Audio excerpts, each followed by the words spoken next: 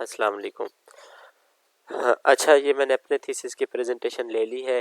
तो ये देख लेते हैं ना कि थीसिस की जब प्रेजेंटेशन हम करते हैं थीसिस को डिफेंड करने के लिए तो कौन कौन सी स्लाइड्स होती हैं और उनको कैसे डिफेंड करते हैं, कौन कौन से सवाल हो सकते हैं हमसे, उसको सारा देख लेते हैं। सबसे पहले आप अपना टॉपिक बताएंगे। जो भी टॉपिक होगा, हो सकता है आगे से एक्सटर्नल आपसे पूछे कि ये टॉपिक आपने क्यों लिया था। तो कोई ना कोई एक रीज़न, एक इफ़ेक्टिव रीज़न आप अपने जहन में रखें, उसको राइट डाउन कर लें ताकि आप वहाँ अगर इस तरह का कोई सवाल होता है तो सबसे पहले आप ये डिफेंड कर सकें कि ये टॉपिक मैंने क्यों लिया था। किसी भी चीज़ से इंस्पायर हो कि आप कह दें कि मैंने ये टॉपिक को लिया था या किसी ने मशवरा दिया, जो भी है, मतलब ज़्यादा एफिशिएंसी ज़रूरत नहीं है, सिंपल सा जो जवाब बनता है आप वो दे दें। उसके बाद हमने अपने थीसिस का इंट्रोडक्शन देना है।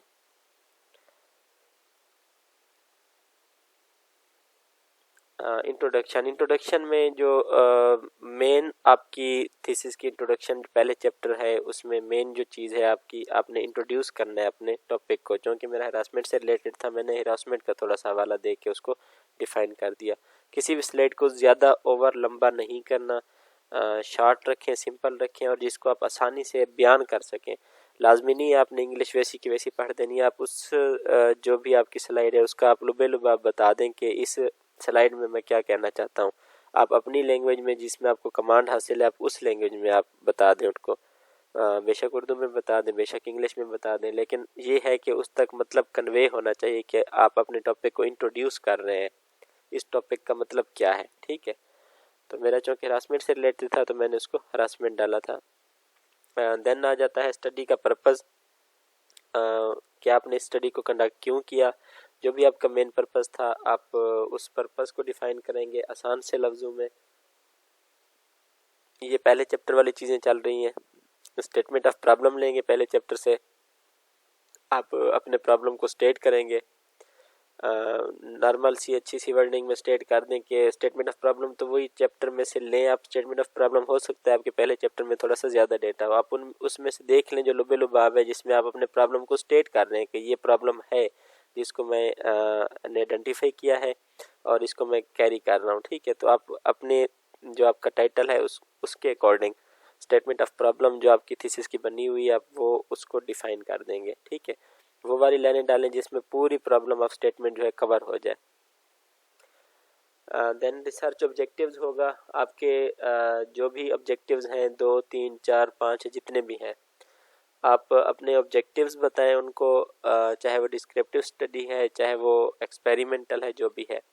ठीक है, आप इस तरह से ऑब्जेक्टिव बनाएं कि जो आपके टाइटल है उसमें जितने भी वेरिएबल्स हैं तो वो एटलीस्ट कवर होने चाहिए। जैसे मेरा था कि हरासमेंट के मैंने इफ़ेक्ट्स देखने थे बच्चों की स्टडीज़ पे, तो एक मेरा वेरिएबल था हरासमेंट, दूसरा था उनके इफ़ेक्ट्स उनकी स्टडी, उनकी तालीम पे या उनकी एजुकेशन पे।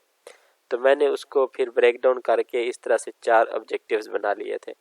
तो हर बंदे को ज़ाहिर थीसिस कंडक्ट कर चुके हैं, बने होते हैं ऑब्जेक्टिव, उनको आप अच्छे से डिफ़ाइन करें और आसान वर्डिंग में उनको बता दें।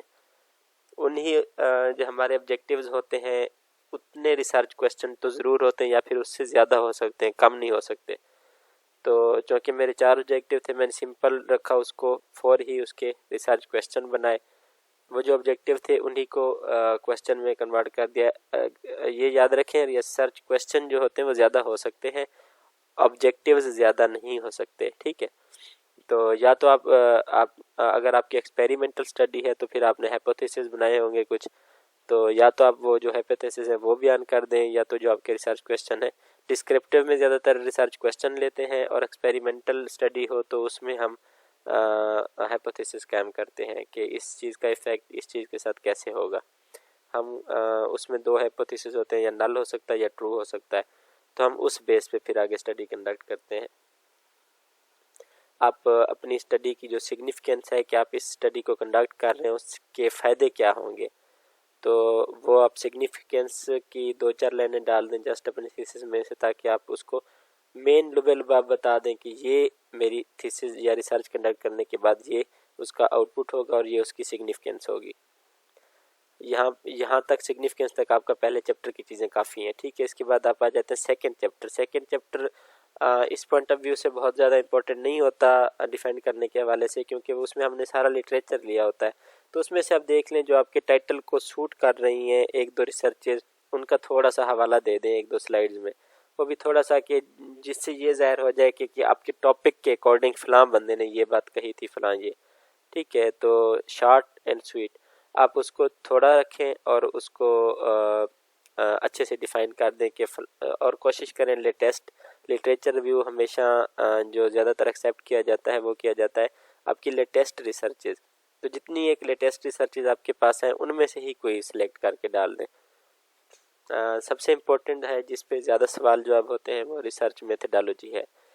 तो तीसरा चैप्टर होता है ये, इसमें रिसर्च डिज़ाइन बताना है आपने, आपका कौन सा रिसर्च डिज़ाइन है। जैसे मेरा था डिस्क्रिप्टिव रिसर्च डिज़ाइन था, और डिस्क्रिप्टिव में फिर आगे मेरी थी क्वांटिटेटिव स्टडी, जिसमें रिसर्च क्वेश्चन होता है, हम SPSS यूज़ करते हैं, वो क्वांटिटेटिव होती है जिसमें हम क्वेश्चनर नहीं बल्कि इंटरव्यू यूज़ करें, वो क्वालिटेटिव होगी, ठीक है।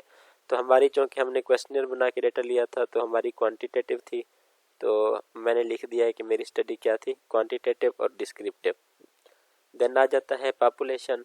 पॉपुलेशन वो होती है जिनको टारगेट करते हैं, जिनसे आप डेटा लेते हैं, वो पॉपुलेशन होती है। मतलब अगर मैंने टीचर से डेटा लिया है तो वो जो ओवरऑल जितने भी टीचर थे वो मेरी थे पॉपुलेशन। तो मेरे पास 598 टीचर थे हैरिंगफेड के पूरे पंजाब में, तो मैंने उसको पॉपुलेशन 598 को ले लिया। अब चूँकि 598 टीचर्स को तो मैं टच नहीं कर सकता था, फिर मैंने उसका सैंपल लिया। आपने ये बताना है कि आपने सैंपल कैसे लिया।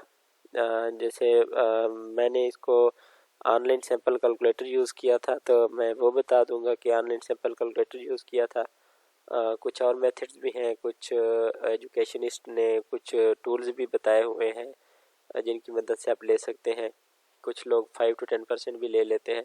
खैर मैंने ऑनलाइन सैंपल कैलकुलेटर यूज़ किया था। 205 की तादाद आई थी सैंपल की, तो मैंने 205 लोगों से डेटा कंडक्ट किया। अच्छा, इसके बाद सैम्पलिंग टेक्निक पूछ सकते हैं कि कौन सी टेक्निक यूज़ की, मतलब आपने लोगों से डेटा कैसे लिया, कैसे उनको अप्रोच किया। तो मैंने सिंपल रैंडम सैम्पलिंग यूज़ की थी। मैंने तो क्वेश्चनर बना के रोटेट किया था, रैंडम लोगों से डेटा लिया गया। उसमें मैंने अपनी सहूलत के लिए सिर्फ चंद एक लोगों से, अपने करीबी लोगों से नहीं ले लिया, ठीक।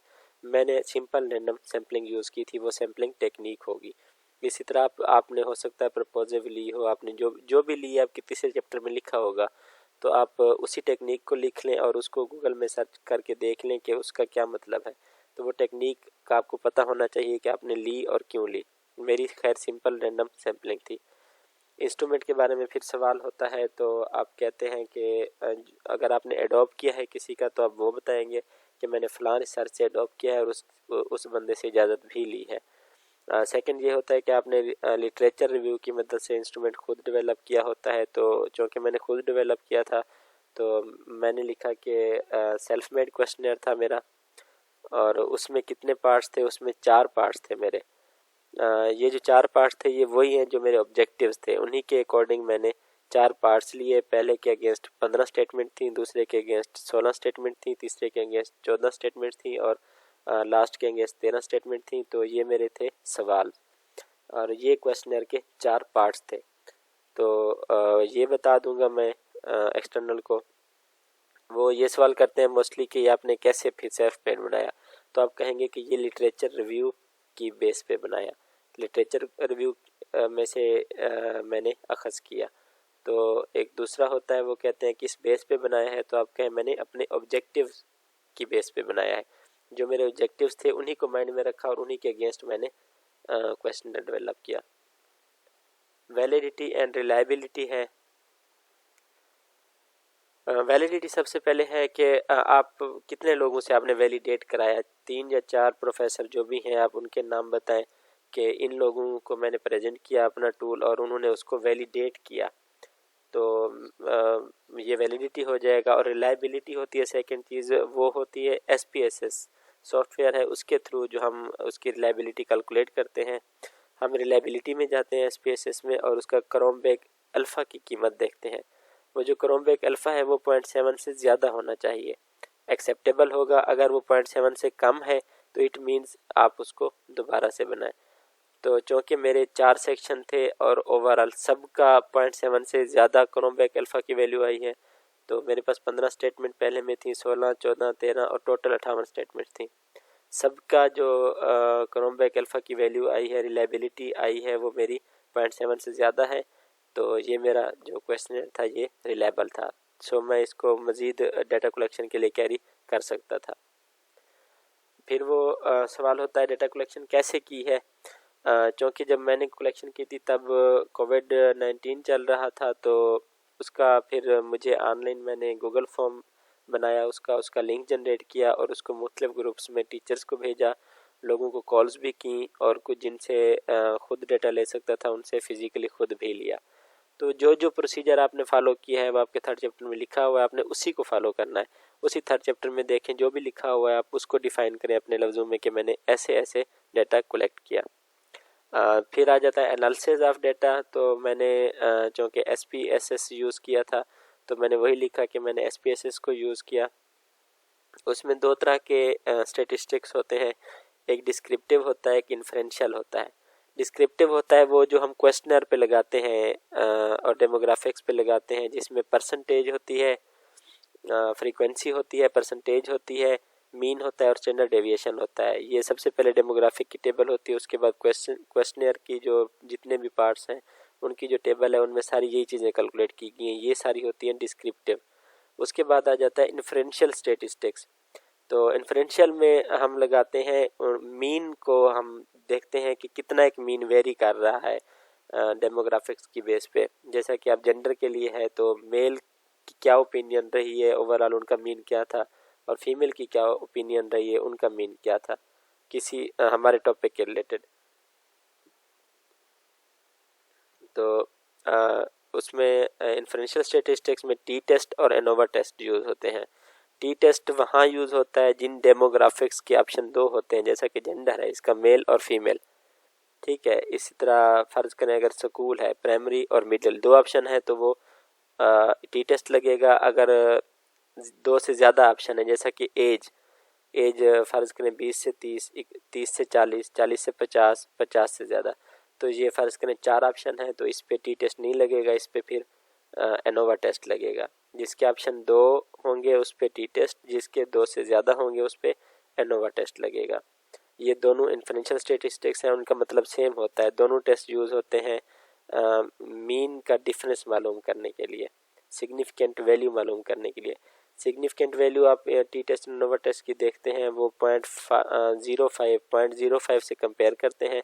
अगर सिग्निफिकेंट वैल्यू 0.05 से ज़्यादा होगी तो इसका मतलब there is no significant difference in the opinion of, फ़र्ज़ करें मेल और फीमेल है, तो मतलब जो चीज़ मेल कह रहे थे वही चीज़ फीमेल कह रही थी, कोई डिफरेंस नहीं है। इसी तरह अगर 0.05 से कम होगी सिग्निफिकेंट वैल्यू तो हम कहते हैं कि there is a significant difference, मतलब उनकी राय में डिफरेंस था, जो मेल कह रहे थे फीमेल उसका अपोजिट कह रही थी। तो ये टी टेस्ट और एनोवा टेस्ट के अल्फ़ा की वैल्यू हो गई। फाइंडिंग्स हैं, आप उन्हीं जो आपके ऑब्जेक्टिव्स थे, आपने उन्हीं ऑब्जेक्टिव्स के अगेंस्ट फाइंडिंग लिखनी है। क्योंकि मेरे 4 ऑब्जेक्टिव जो थे वो थे और जो 5वां था इन्फ्रेंशियल स्टेटिस्टिक्स, टी टेस्ट और एनोवा टेस्ट, तो मैंने वही लिखा है। पहले 4 ऑब्जेक्टिव्स लिखे हैं कि मेजॉरिटी ऑफ रिस्पोंडेंट जो थे उन्होंने जो मैंने स्टेटमेंट्स बनाई थी उस ऑब्जेक्टिव के अगेंस्ट उनको एग्री किया, और 5वें नंबर पे वो इन्फ्रेंशियल के उनमें डिफरेंस क्या है। ये मैंने 5 हेडिंग लिखी हैं कि इनकी बेस पे मैंने अपनी फाइंडिंग कैलकुलेट की है।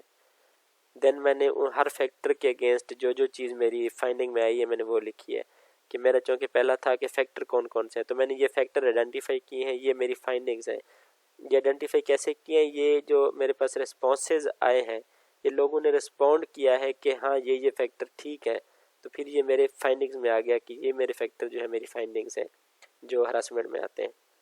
देन था उसके इम्पैक्ट्स कौन से होते हैं, ये वो वाले इम्पैक्ट सारे मैंने डाले हैं जिन पे लोगों ने एग्री किया है, ठीक है। ये मेरी इम्पैक्ट्स आ गई, ये मेरी फाइंडिंग्स हो गई।